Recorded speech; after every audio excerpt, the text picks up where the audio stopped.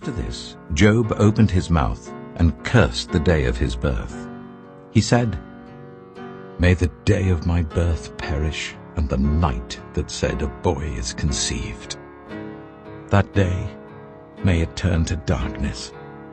May God above not care about it. May no light shine on it.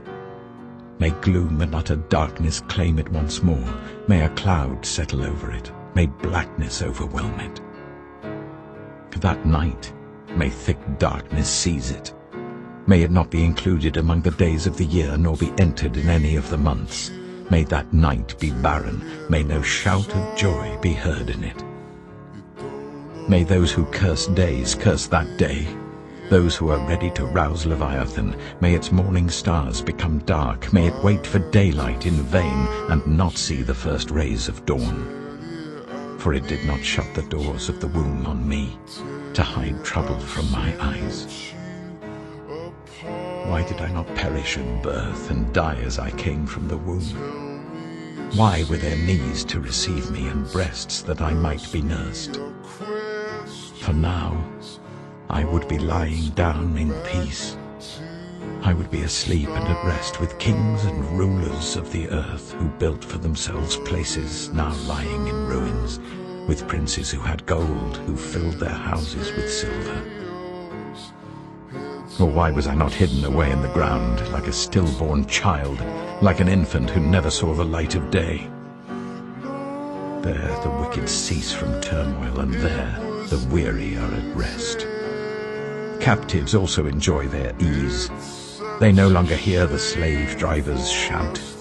The small and the great are there, and the slaves are freed from their owners. Why is light given to those in misery, and life to the bitter of soul, to those who long for death that does not come, who search for it more than for hidden treasure, who are filled with gladness and rejoice when they reach the grave? Why is life given to a man whose way is hidden, whom God has hedged in? For sighing has become my daily food. My groans pour out like water. What I feared has come upon me.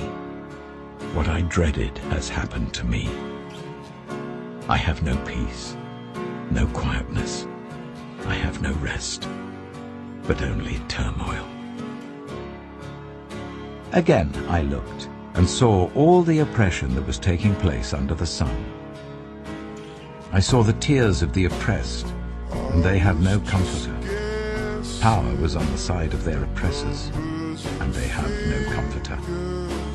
And I declared that the dead, who had already died, are happier than the living who are still alive. But better than both is the one who has never been born, who has not seen the evil that is done under the sun. And I saw that all toil and achievement spring from one person's envy of another. This too is meaningless, a chasing after the wind. Fools fold their hands and ruin themselves. Better one handful with tranquillity than two handfuls with toil and chasing after the wind. Again I saw something meaningless under the sun. There was a man all alone. He had neither son nor brother. There was no end to his toil. Yet his eyes were not content with his wealth. For whom am I toiling, he asked, and why am I depriving myself of enjoyment? This too is meaningless, a miserable business. Two are better than one, because they have a good return for their labor. If either of them falls down, one can help the other up. But pity anyone who falls and has no one to help them up. Also, if two lie down together, they will keep warm. But how can one keep warm alone? Though one may be overpowered, two can defend themselves. A cord of 3 strands is not quickly broken. Better a poor but wise youth than an old but foolish king, who no longer knows how to heed a warning. The youth may have come from prison to the kingship, or he may have been born in poverty within his kingdom. I saw that all who lived and walked under the sun followed the youth, the king's successor. There was no end to all the people who were before them. But those who came later were not pleased with the successor. This too is meaningless, a chasing after the wind.